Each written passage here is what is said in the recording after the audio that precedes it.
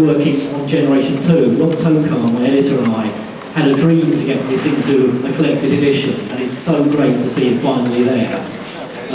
As I said, we're hoping that this is the first of many. The plan is, if everything goes well, to go take a step back and collect the stories immediately before these two volumes, and then look at Transformers Generation 2. So hopefully it should be a nice library of, well, everything I did for Transformers for Marvel. And that's pretty much where I am now, and like Paul, we'll get into specifics later on. Thank you. I'm glad to hear that that all fall down and how much is going on with Transformers now. I thought you might be interested in knowing what a production coordinator does and how I got that very coveted job for the Transformers show. You'll find my credit as production coordinator on, I think, about 80 of the half-hour shows of G1. We didn't call it G1 then because we had no idea there would ever be a G2 or a G3 or Beast Wars or any of that. It was just the Transformers show. And my background up to that point had always been interested in animation since I was a little kid. Three-dimensional animation, special effects with dinosaurs, and cartoons. I went to Princeton, and I think I can safely say I was the only student at Princeton who had an animation stand, homemade, in his dormitory room. And I made cartoons in my spare time there. Couldn't afford cells and painting cells. I made them on paper. I used magic marker. And majored in psychology and was preparing for pre-med. But one night in London, I walked into the premiere of The Yellow Submarine, and suddenly sense came into my head. And I gave up the idea of going to medical school, and I decided I was going to go to Hollywood and try and pursue my interest in animation. The other thing that had spurred me on, I'd gotten a lot of support from Famous Monsters of Filmland magazine. How many of you know Famous Monsters and Fari Ackerman? Thank you. That was a tremendous inspiration for my generation. This magazine, Famous Monsters, inspired Steven Spielberg and Dennis Muren, who went on to run Industrial Light and Magic. Stephen King, his first published letter was to Famous Monsters magazine. And it was a thrill for me that the movies I was making as a little kid ended up getting a 2-page spread in Famous Monsters. I was around 12 years old. And then I entered a movie-making contest they had. And won an honorable mention in this contest for a movie called Siegfried Saves Metropolis. One of the ironies is that one of the judges of this contest was a young fellow already out in Hollywood from Chicago named Don Bluth. Don Bluth, as you know, became the writer of the original Dinobot episodes of Transformers. He helped me win this. We didn't know each other at that point, and we both became involved with Transformers very much as a coincidence, and rejoined at that point. From these early experiences and from college, I was one of the first students accepted at the American Film Institute Center for Advanced Film Studies. Then it was in Beverly Hills. And I studied filmmaking for a couple of years. It took me a few years to get into the business. First as a script reader. And I worked for one of the few great agents of Hollywood, the late Paul Kohner, who was a protege of Carl Laemmle, who founded Universal Studios. And he had all the great European talents. So I was a script reader for Charles Bronson and Henry Fonda, and worked with John Huston. Went down to see John Huston in Mexico a number of times for Paul Kohner. And that was my wonderful introduction to the business. But when that job came to an end, my first job in television production work was very different. It was called Lie Detector for F. Lee Bailey, a syndicated show. When that came to an end, I found myself without production work. I moved into the distribution office for Columbia Pictures, which I was not a happy experience for me. It lasted around 6 months, and they moved me over into their computer information services area. I had no interest in it, and I was pretty depressed. And that's when I got the phone call that made the Transformers come alive to me, and my life changed in 24 hours. One of my friends from film school, Gerald Muller, that's a name you should know from the Transformers. He was production coordinator on the movie, and he was production coordinator on the first, I think it was 13 episodes, or a few more than that. Gerald Muller had helped me out with a book I started after this one.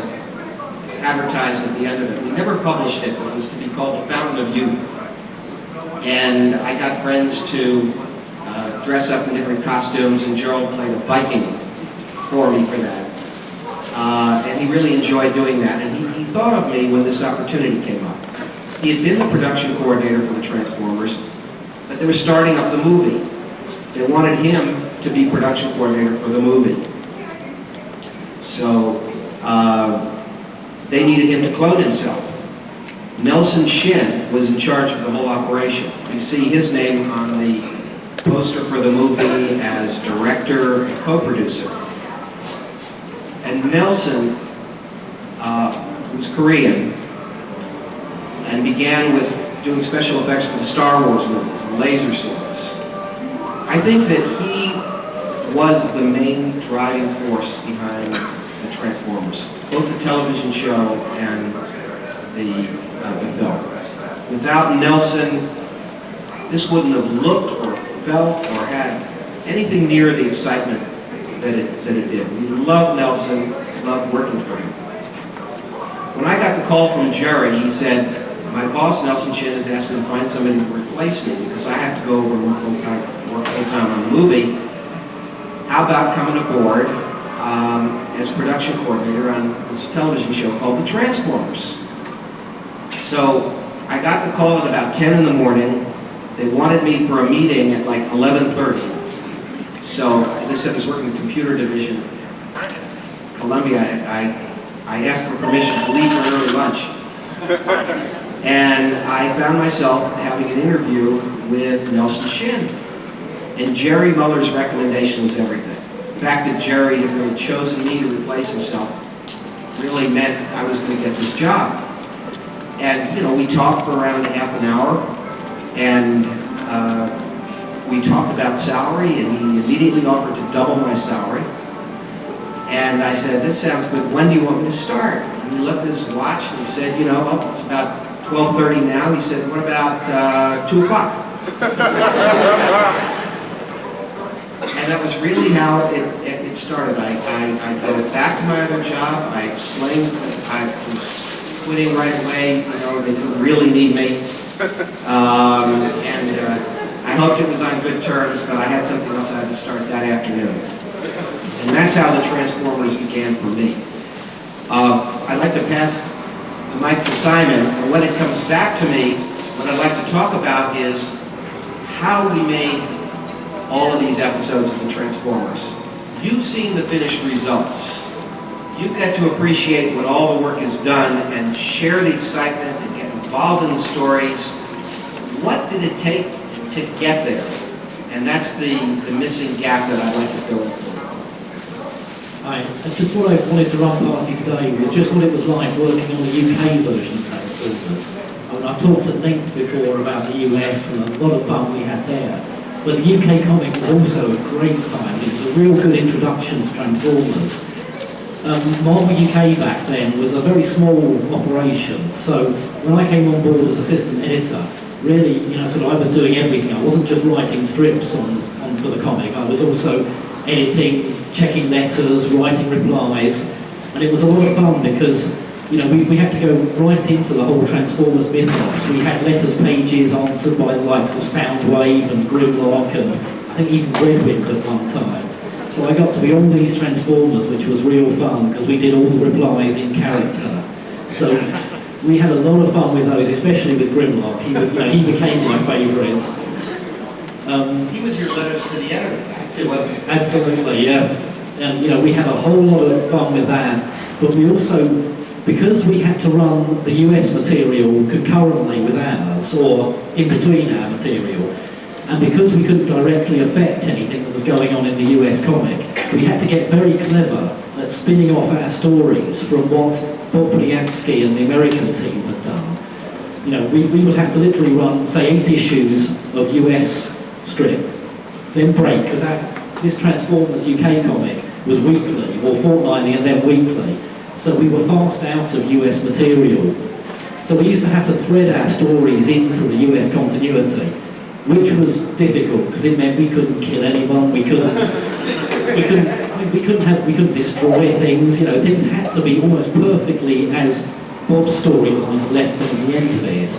So we got very inventive about spinning off, just different story ideas.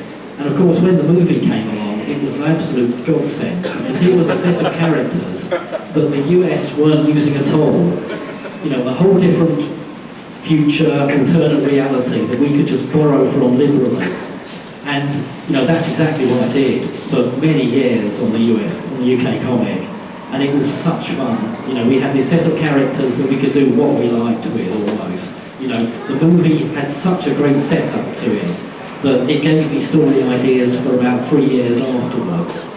A lot of fun was had, and that was when we really kicked into gear when I kicked into gear on Transformers, because it gave me a chance just to really run with the characters, whereas before we were a little bit bound with what we could do, how much we could change their character. I mean, we couldn't have them act in one way and then the US story would pick up and, they'd be talking in a different way, they'd be acting in a different way.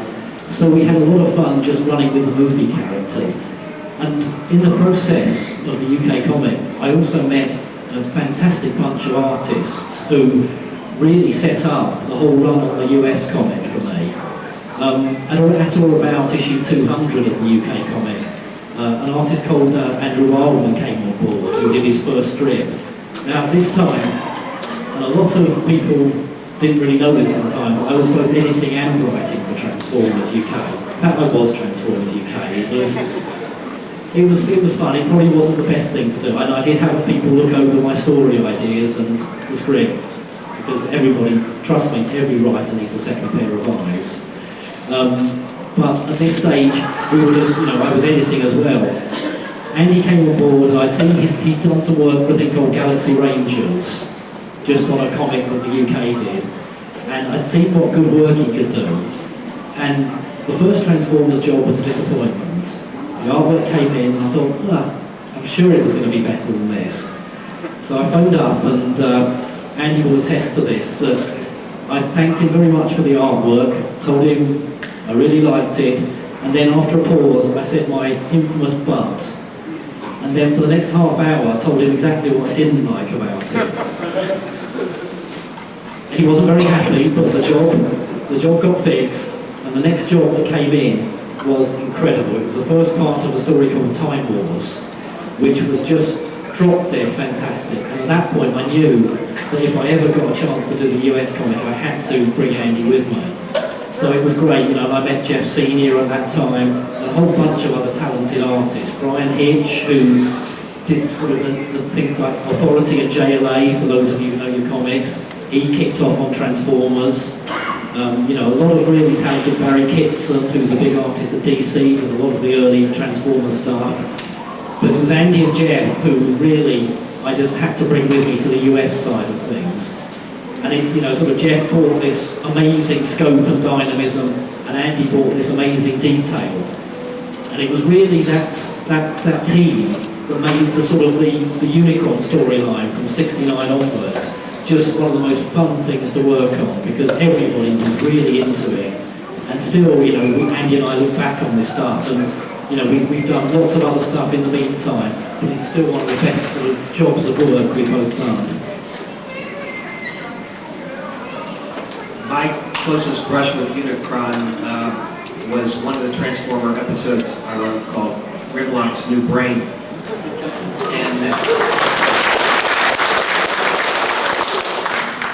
And Rhino Kids Video has just put out Grimlock's New Brain in a double feature with Dead Man's Paradise, another Grimlock, fans. I wore two hats on this show. The main one was as production coordinator, and that was my day job. But I always was by profession a writer, and convinced story editor Bryce Malik that I could write Transformers scripts at night and on the weekends while holding down the day job of making sure that the production went smoothly. And so in all, I wrote 4 of them, 4 episodes. The first was Cosmic Rust.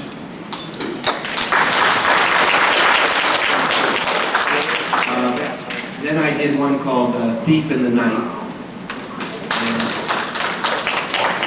The next one was, I think, the main cup story. The movie was called Chaos.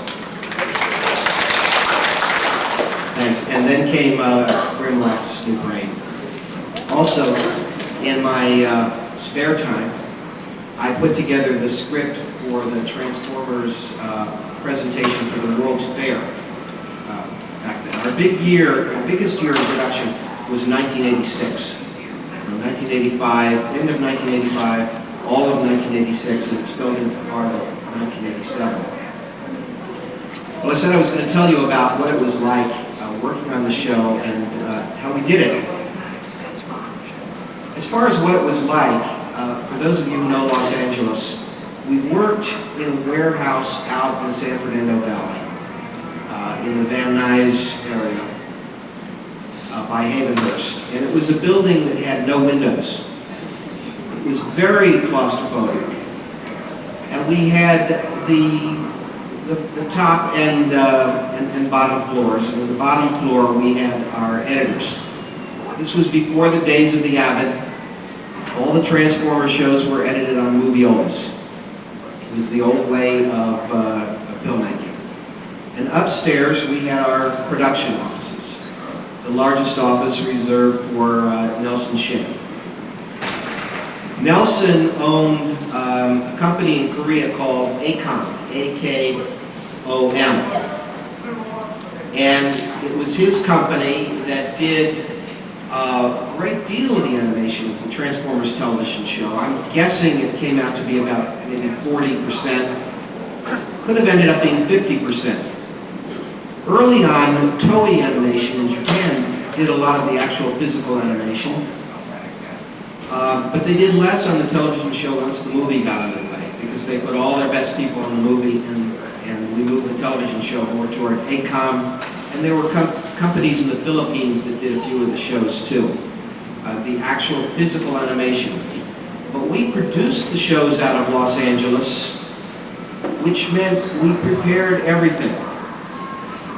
And I was sort of the master of the big board that showed what the development stage was for each one of the shows at any given time.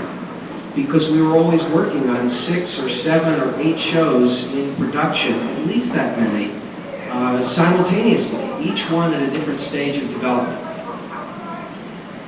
There were 2 events of shipping a product when you're making this, that were the key dates, the ship dates. The first was the date we would ship a show overseas for the actual cell animation to begin.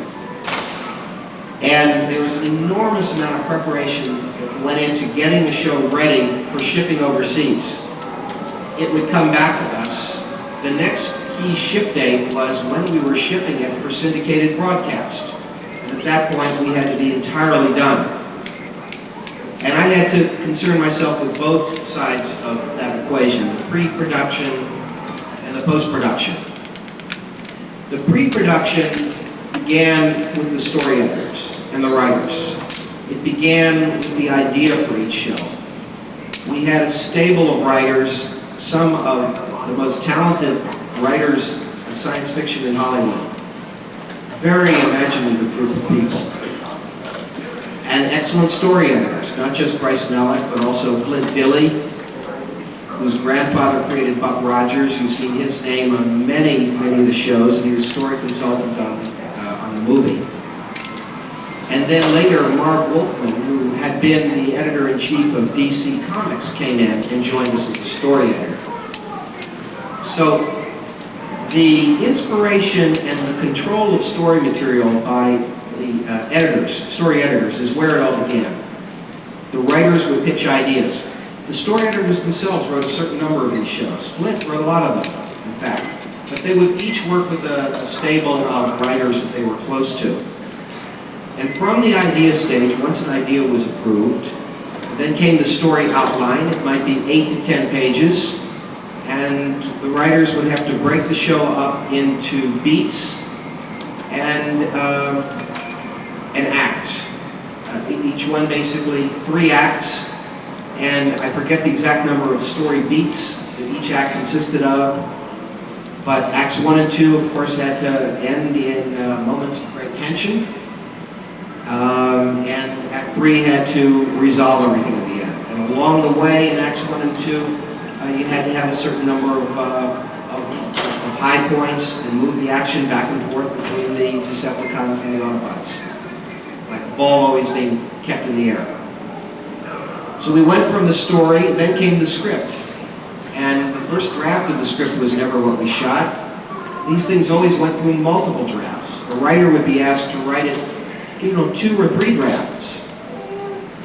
And then the story editor himself might put the finishing touches on once the writer had finished his responsibilities.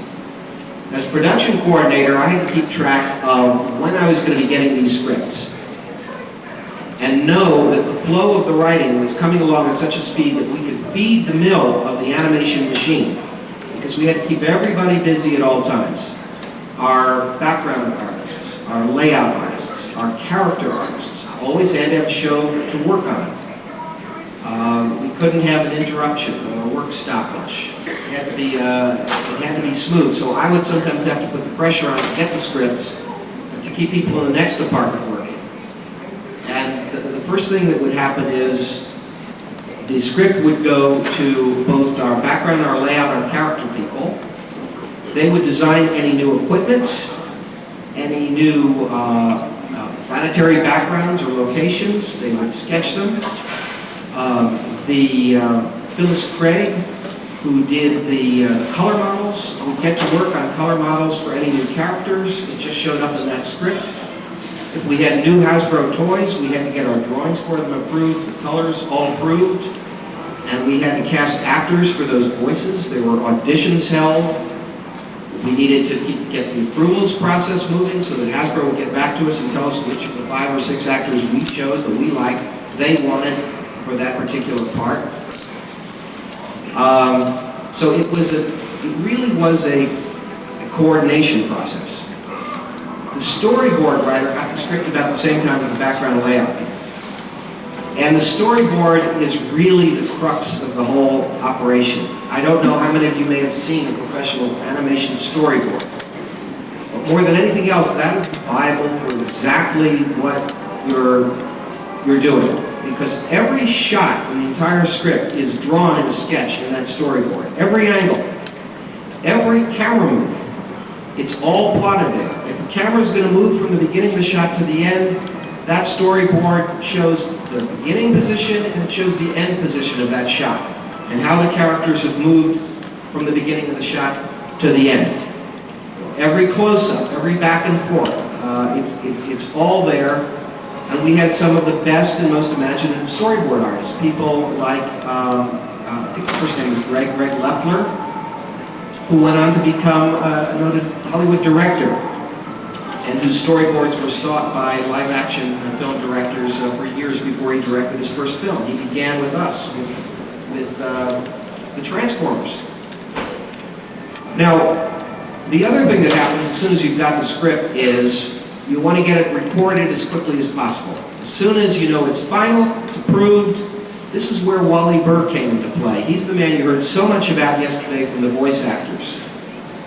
Wally deserves credit on a level with Nelson Shin. He's a great director of voice talent. And with Wally, the actors came so much alive. They really delivered. The humor was there. I went to every single recording session once I became production coordinator. I was there from beginning to end for the recording of each one of these shows. It was a terrific thrill, but it had a real responsibility for it too. I had to check continuity, to make sure nothing was dropped, left out, that it all made sense, that it was all going to work in terms of the story. And Wally often turned to me for the nod of the head of whether this worked from the Marvel point of view, because I represented Marvel in these recording sessions. So to go on the process a little more, once we had the voices recorded, a producer is assigned to the show. Our producers were George Singer, John Walker, and Gwen, I believe her last name was Wexler. And then Gerald Muller became a producer after we finished making the movie. And they have a really tough job, a tough responsibility, because they have to take the storyboard and they have to take those recorded voices and they have to time how long it takes every actor to say every line. And from that, to write into the board and the sheets that supplement it, exactly how long we're going to be on each one of those shots. The animators overseas absolutely need to know that.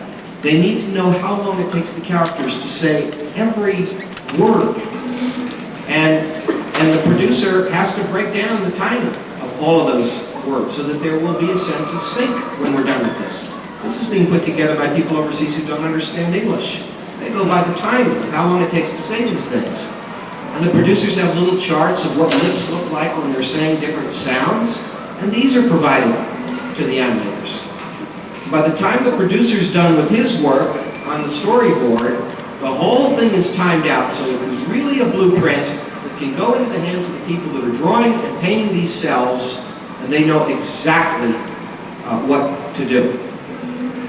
So, this leads to the first shipment I'm talking about, which is the package that goes overseas, and that consists of the finished soundtrack, the storyboard with all of the producer's work done on it, all of these sketches of the planetary backgrounds, the new characters, cell model color sheets for any of the new characters that they don't already have in their repertoire. Of course, they have all of the existing Transformers they've been working with, they know all their colors, but new ones are coming along every show. And we need to provide those. We would also get airbrush artists over at the other Marvel Studios building to provide some airbrush backgrounds of some of the most interesting scenes to provide as examples of what we wanted the show to look like. If we've invented a new planet, the writers invented a new planet for a specific show, we want to provide them with airbrushed paintings that give the feel of exactly what we're looking for. And then all of that as a package gets shipped overseas. So we would try to get 2 or 3 shows shipped a week. And the same week, 2 or 3 shows would be coming back to us from overseas. I think in telling you about the rest of the production process, what happens from the time it comes back, to the time it goes on the air, I'm going to save that, and I'm going to pass the mic now back to Simon. Thanks for that. What I think we'll do actually, I mean, we can go back for more of this later, but why don't we just take some questions, I think, for the moment, rather than, so let's get, if there's anything specific you want to know about the comic, US or UK, or some of the stuff we're working on now, let's cover this now, and then we'll wrap up with a bit more sort of background. Okay. I was wondering, was the integration of G.I. Joe in the Transformers universe, was that done on the part of the writers, or was that done at the It was just done in a couple of shows, right? It was probably Buzz Dixon, who was writing for both the Transformers and G.I. Joe, and I think it was probably his sense of humor. I mean, with the comic, when we sort of introduced, well, in the UK we had Action Force, who were the equivalent of G.I. Joe, and then also into the US comic in Generation 2. I think it was very much a slight, sort of nod to the fact that you know, they were both they were stable mates at Hasbro. So I think there was a bit of, you know, well, it's good fun to do, but also a little bit of company saying, yes, that would be a great idea. Sir? You've put together this and you're planning on putting together another. You're putting together some compilations of the American comics, and I was wondering if you had any plans to come up with compilations of the UK comics.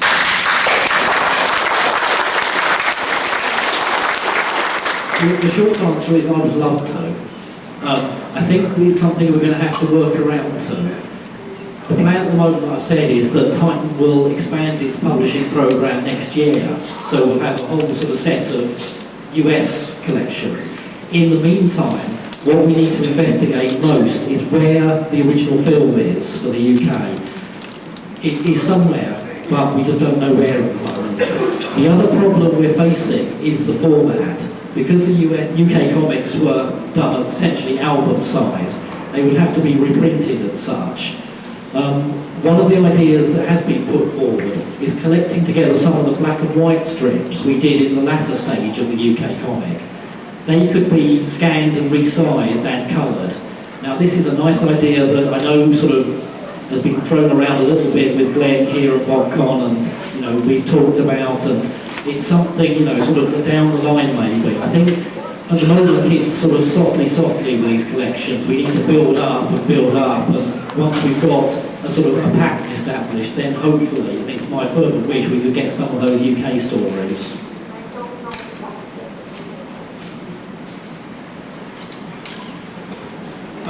Okay, for Simon, what are your literary influences, like what authors and writers influenced your work, and also what influenced your decision to incorporate Primus and Unicron, the whole sort of mystical, religious aspect, into the Transformers?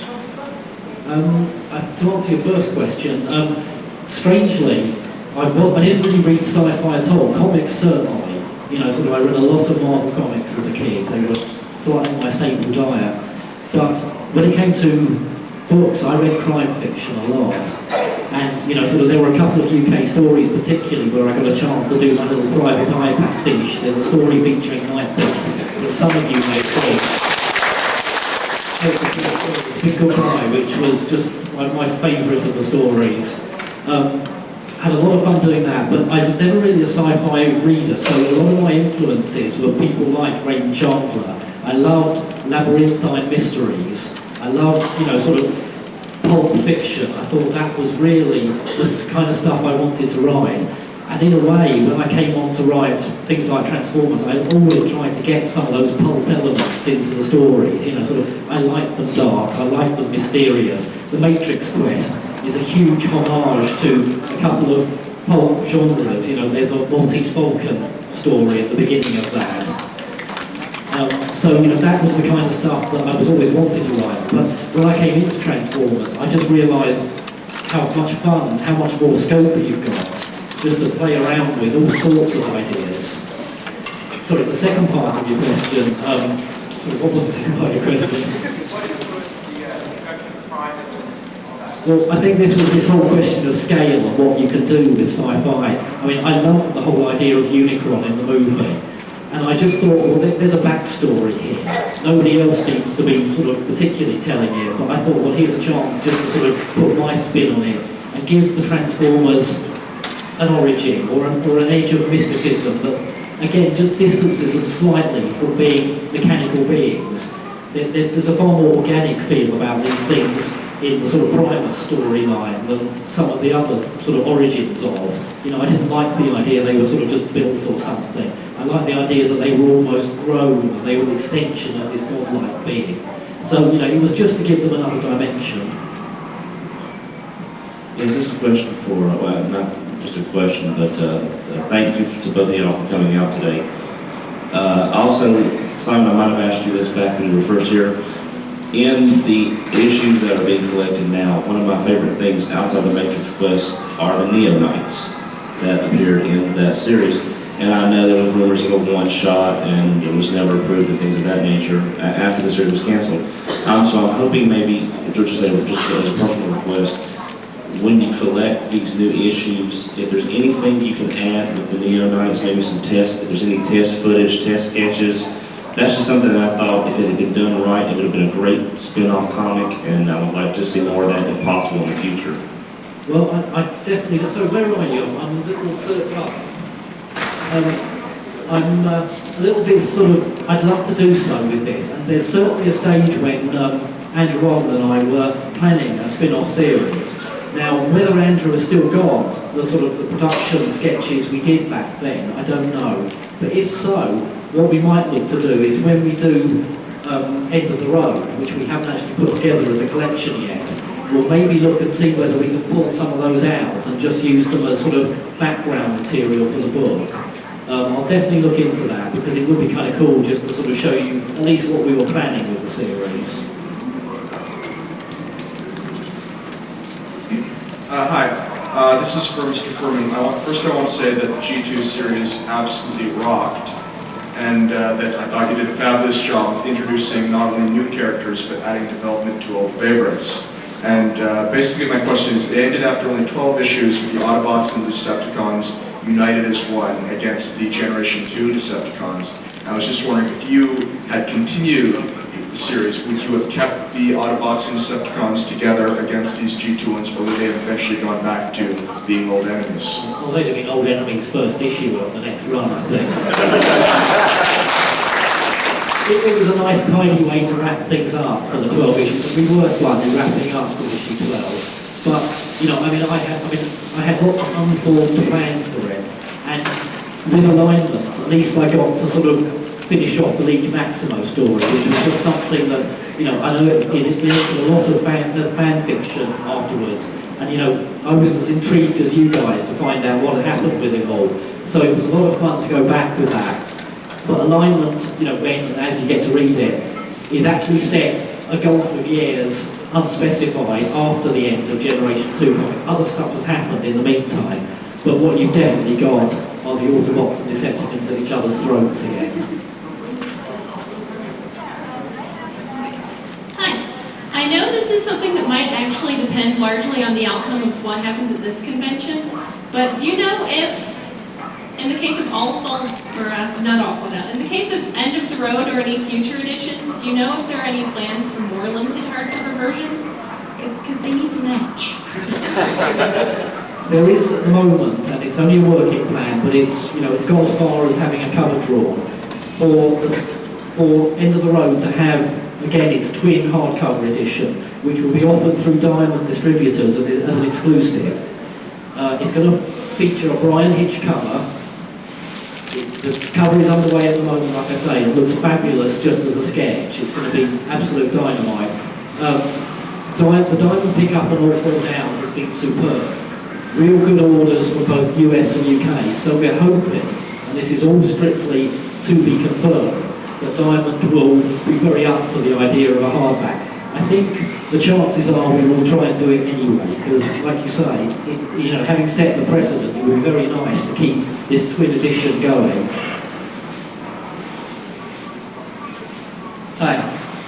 With Enrit Zeman, was there a reason for him not having transformed for hundreds of years? What did he transform into, and why would that have hurt him? Well, maybe this has been answered before. Well, I mean, you know, I've mentioned Enrit Zara was never really meant to be a big character in the whole thing. He was introduced in a UK comic in an annual, and he was literally meant to be just a character because we hadn't shown anything really on Cybertron for so long. But he just became useful when I came to do particularly the US run, of just having somebody on the ground at Cybertron. And because I had more latitude with Hasbro, with introducing new characters, he just appeared. And the plain and honest fact is, I never knew what he transformed into. So rather conveniently, we just said, well, he hasn't done it for a long time.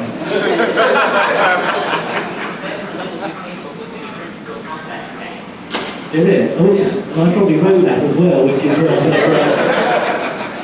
so I'll take that as canon then for my little bit of this. He turned into a combat tank. Toaster theory. Also possibly a toaster. I'm sure Andy, if he got a chance, would draw him as a toaster. I have a TV question, if I may. I'd be interested in knowing who came, I'm a fan of the episode Enter the Nightbird. And I'd be curious to know who came up with the look of the character and anything else you might recall in general about the episode. That's going to be a tough one for me. I don't remember the specific episode.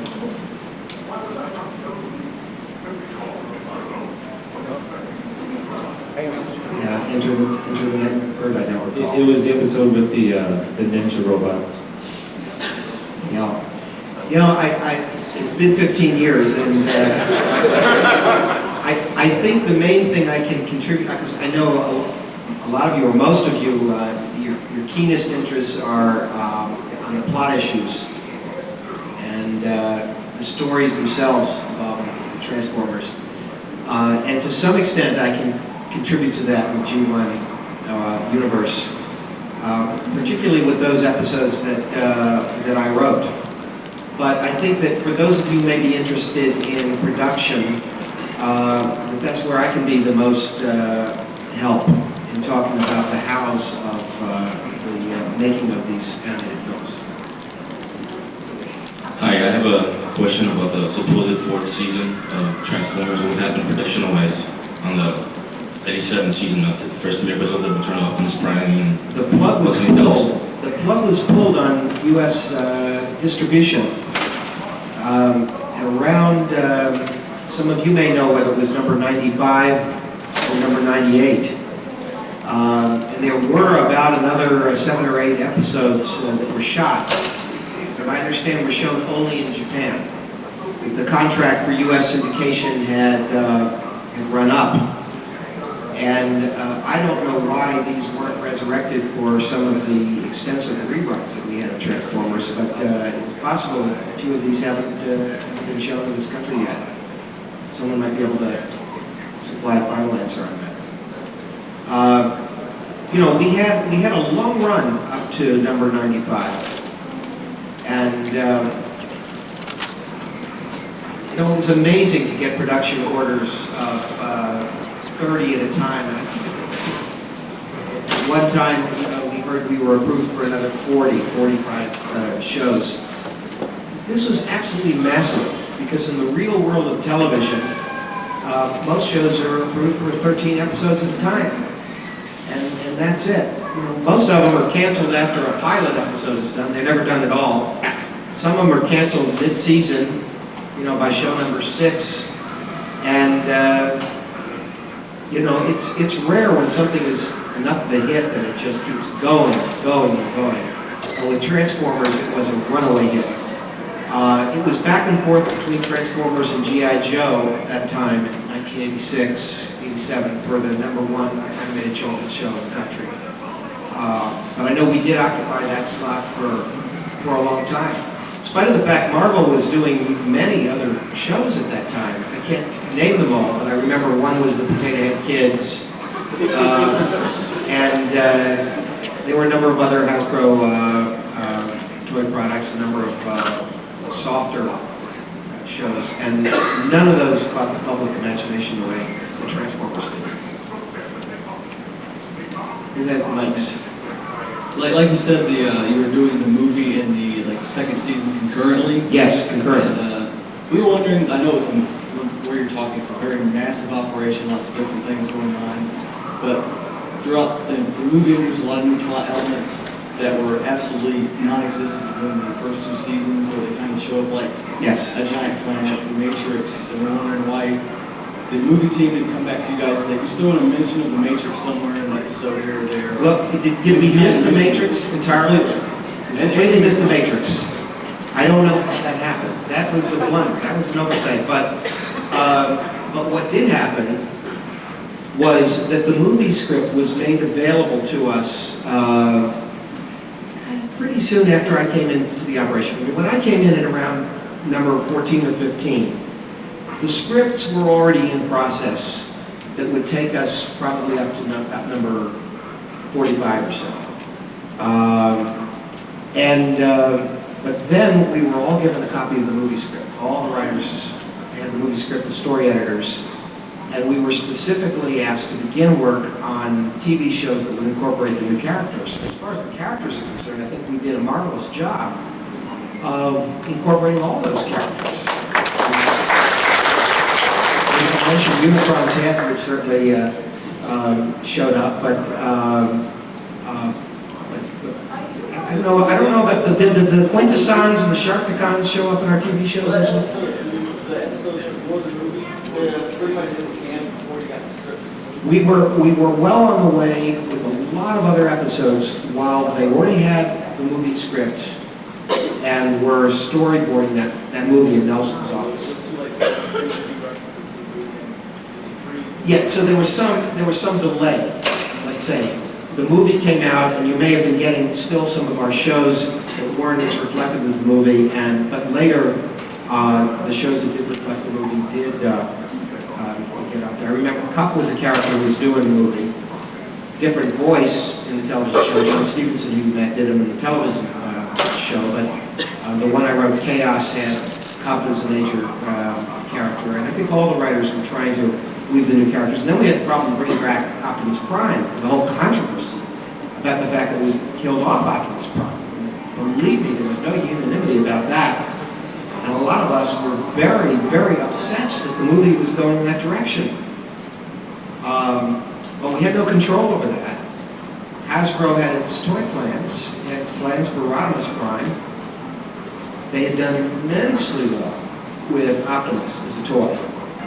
And their delusion was, I think, that by killing him off and introducing Rodimus, that they would sell as many Rodimuses as they had Optimus. It didn't happen. It didn't happen, and then there were post-mortem regrets of what they did with Optimus. And you had the return of Optimus Prime, and unfortunately they killed him so successfully in the movie that, I thought it was pretty hokey, the way they brought him back. But at that point, the show was beginning to suffer a bit because of what they'd done, and they were desperate. So those were some of the discussions about those platforms. But Hasbro definitely had an influence there, and was influencing us all along the way as these new toy groups, when the Stunticons came out, and Anasaur and some of the others that followed. We had to design our stories to make reference to these new characters that were going to be in the market.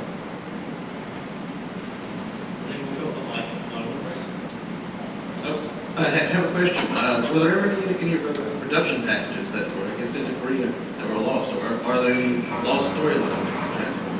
Lost storyline? You mean physically lost? Well, physically lost, but I mean, are there any episodes that you really wanted to put into production that just never made it? No, because the decisions about what was going to be put into production was really the domain of the story editors who would approve those story ideas. And they had responsibility for developing the scripts. And we had responsibility, once we had the script, for developing the whole package that would go overseas. So nothing was ever lost, but most of the Transformer materials remained overseas. It's why you see so few cells in this country. They weren't brought back. If you come to the autographing session, I brought a bunch of cells that I have from some of the ones that I wrote that I can share with you. This stuff just didn't make it back here. All that came back to us was the 35mm film from the Orient, from Tully or ACOM or the Philippines. And I did want to say a word about what happened when it came back. It went into editing moviolas, but the first thing we had to do was check everything. The retake process was severe because there were so many mistakes entered into the systems. And those of you who are really keen on this have probably spotted some mistakes that we let slip through. But believe me, there were a lot more than that we had to get corrected, and colors would change. You'd have an Autobot show up with a Decepticon symbol. Yeah, I mean, if we didn't catch that, sometimes Nelson would scream if we let it through and say, this thing has got to be shipped. And sometimes we might have to cut out a scene if the mistake was that bad. And those little bumpers that would sometimes tell about the history of the Aerial Bots and some of the other characters. Well, if we had to cut a little bit, trim a little bit too much, then we would pad it back up to get our 27 minutes. But the panic was in the retake process because there were like 2 rounds of retakes. We'd write them, they'd come back, and then we'd check them again and there'd be mistakes in the retakes. And we'd be butting up against delivery deadlines. This was the madness of the job that I had, but it was when I came on board to write Beast Wars episode, when I came on board, Nemesis originally started as a very different idea. Bob Furman and I really wanted to lean heavily on the Gen 1 continuity.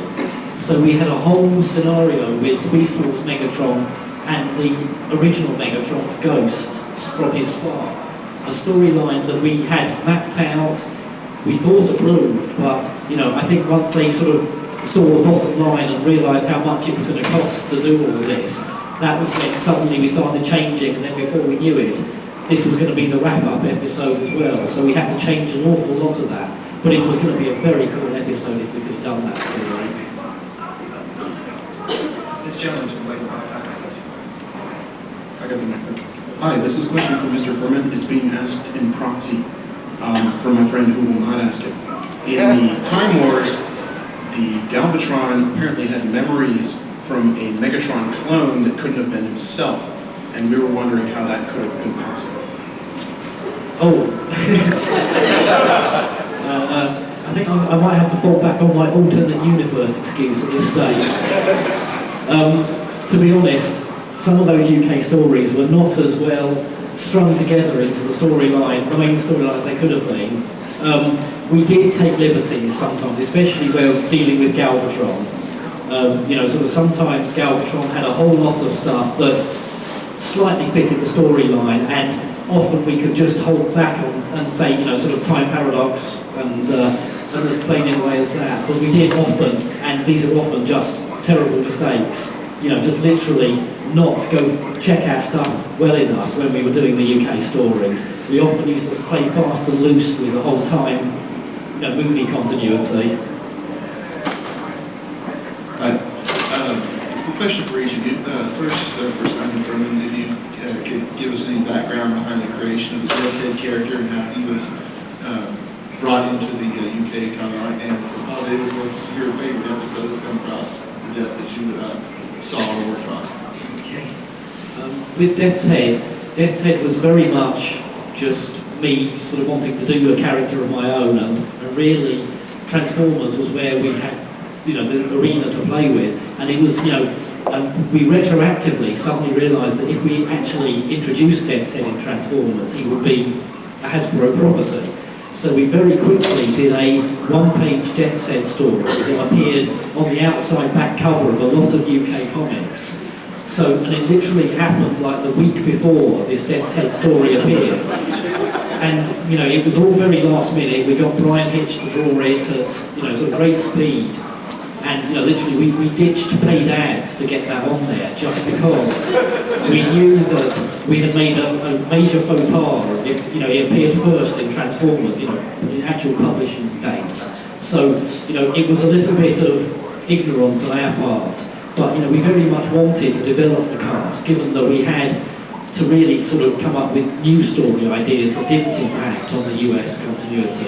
So Death's Head was originally created more or less as a throwaway character. He was meant to be used and abused and destroyed at the end of the whole Monty Galvatron Dead or Alive storyline. He was a means to an end, but we got partway through this and thought this character, well, I thought, but luckily other people did too, that this character's too good just to bump off. And we spun him through a whole bunch of Transformer stories until we realised again that we might be establishing a dangerous precedent to have so much of him just in Transformers. So we moved him out via Doctor Who Monthly, which had comic strip in it at the time, into Dragon's Claws, which was another Marvel UK title, and then finally into Death's Head. But he was always the character, sort of I had a real sort of affection for. To answer your question about favorites, I wanted to say first, there weren't any of the G1 Transformer episodes that I didn't personally enjoy and feel were well written. I had my favorite writers, and I think Flint Dille was probably at the top. He wrote the longest miniseries, and I love the work of Buzz Dixon.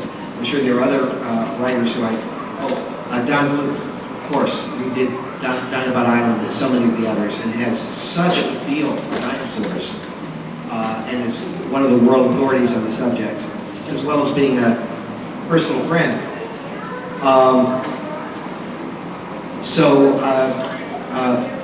I wanted to convey what I think was really going on there. This whole group of writers and story ideas that was so unique at that moment in history. When you look back to the 1950s, the outlook for the new writer in Hollywood, it was American International, it was Roger and Jean Corman, it was your B black and white Saturday afternoon double feature. And when you look at what Corman did in terms of bringing new talent into the business and giving people a chance, writers and actors, the list of actors he brought in is really, really long. That was a golden era of opportunity for new talent in Hollywood in the 50s. It's always been much more difficult to get a break in television and the studio films. The doors are not open until you've established yourself in some other arena. Well, by the time the mid-80s came along, the budgets in films had risen to such an extraordinary degree, and science fiction television, the budgets were so high, no new people were getting breaks. So the Transformers was the fertile ground. It was the training ground where new writers had a chance to have their name on a piece of science fiction that was imaginally done, where they had a lot of control over the story content, and would actually get to see it produced, as opposed to a script that they had written that ends up in a drawer or option and never produced, which is what happens to 90% of them. So, I think that the whole Transformers experience was so exciting and so productive in terms of giving many, many people their entree into the business, as evidenced by the two of us. As far as my own ones that I wrote, the ones I would mention, I think, is the favorites. Cosmic Rust, I think, was a story that made a point.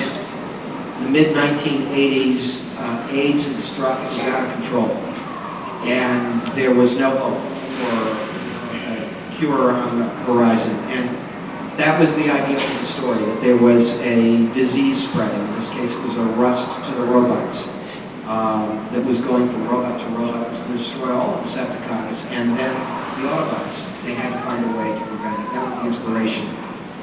And with Grimlock's New Brain, which we had so much fun with, because you got to hear Grimlock talking erudition, brilliance.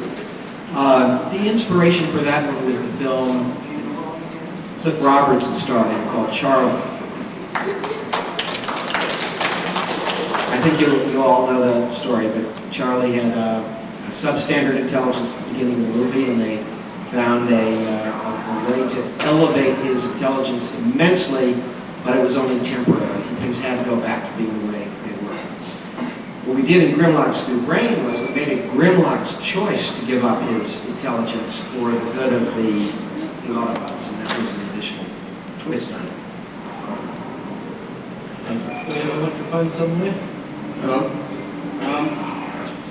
You mentioned that there were a lot of going through the production stuff, a lot of the animation flubs were removed. And given the number of flubs that made it through, that's really kind of a scary thought.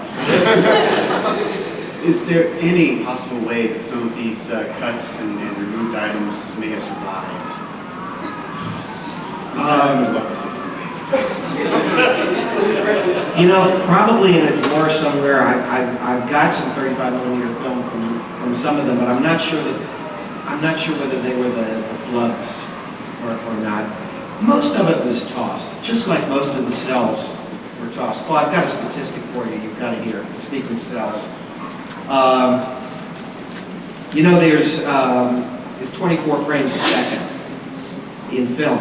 It's converted to 30 frames for broadcast, but it's 24 images, and in animation for television, you use each image twice. So you're seeing 12 different pictures every second. So I did a computation here of the number of frames we're talking about that got lost and burned up overseas. Per show, it looks like it was about 15,840. And some of those would have multiple cells because they'd be in layers. You might have a character, a second cell behind someone. And if you figure that there were 100 Transformer shows, the number of frames for the entire series, your beloved series, is 1,584,000 separate frames. That's the Transformers.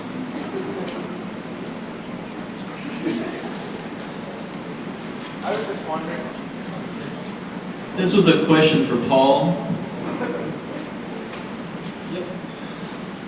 Throughout the Transformers series, the Dinobots, once they were originally reduced, was a group of 5. Well, in the movie, one of them was missing. That was Snarl. I was wondering if you knew about that or not. I don't. And this is the first I've heard of it. It was probably a slip-up in the story, on the script somewhere, because Hasbro wouldn't have.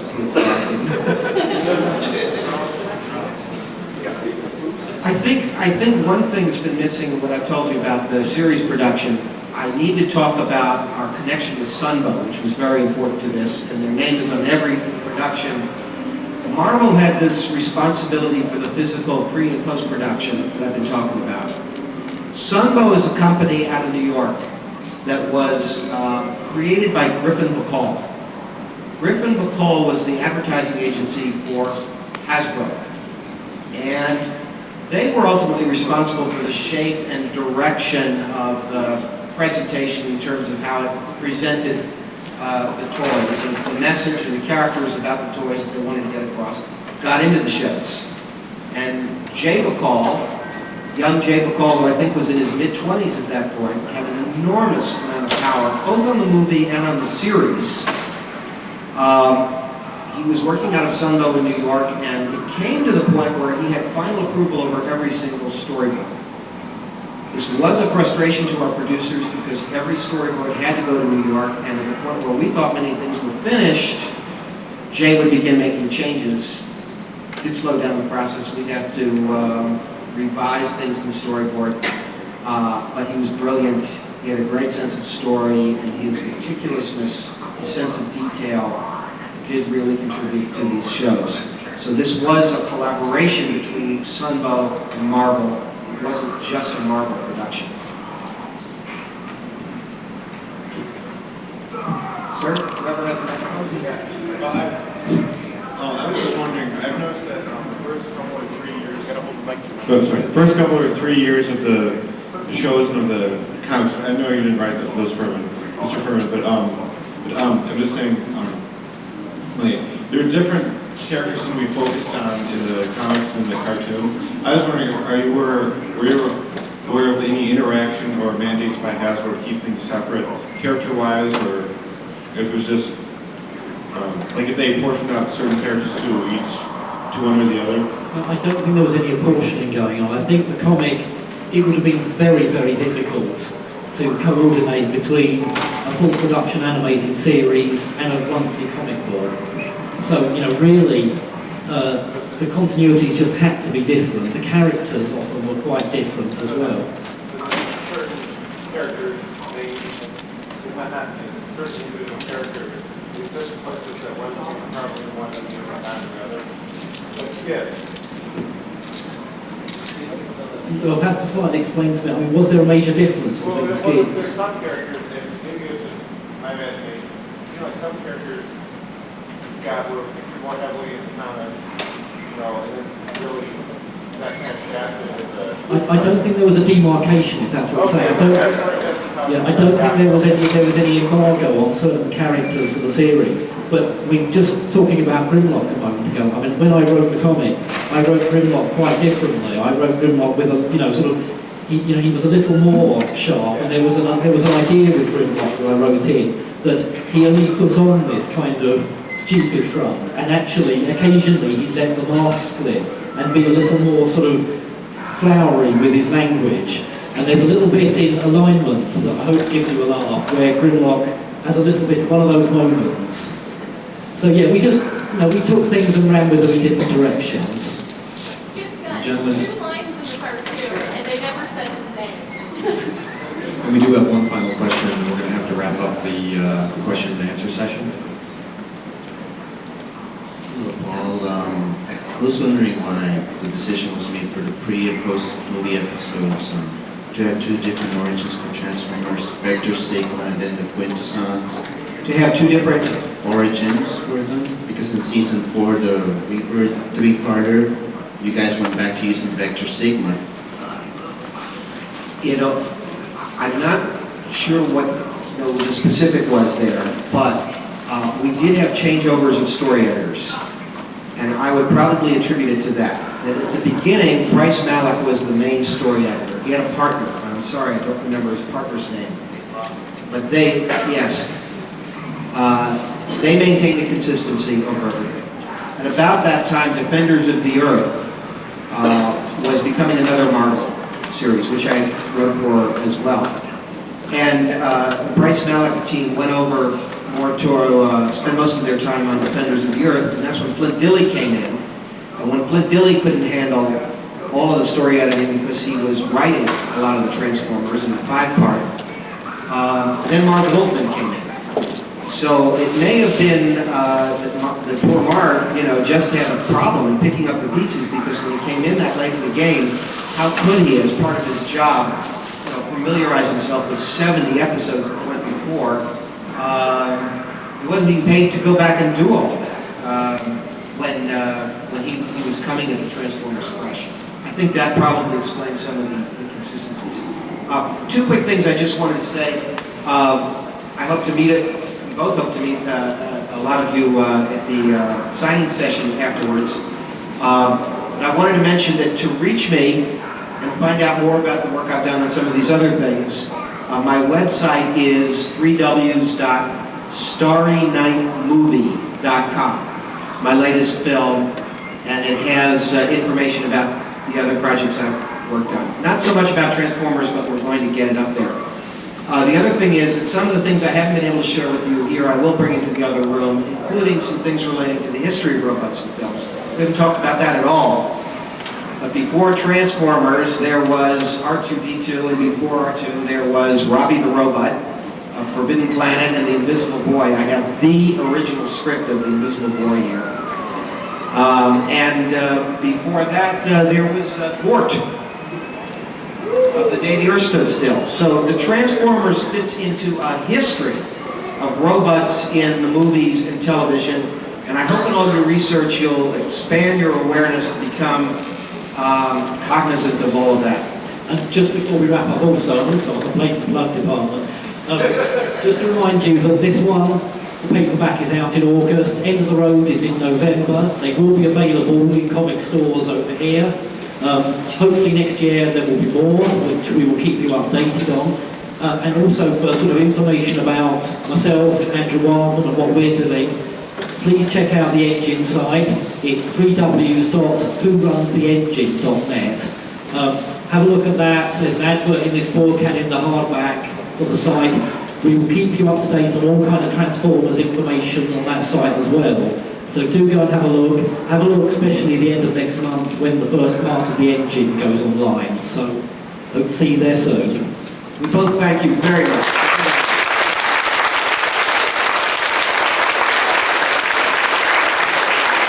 So everybody is aware, Paul and Simon will be doing autographs in the dealer room. The autograph session has been moved from the autograph room to the dealer room where the pre-reg toy pickup was, but both of them will be there signing autographs.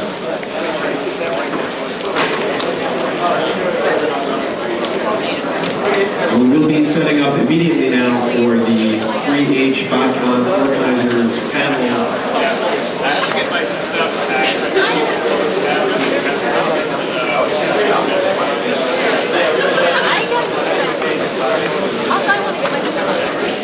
Hello, buddy!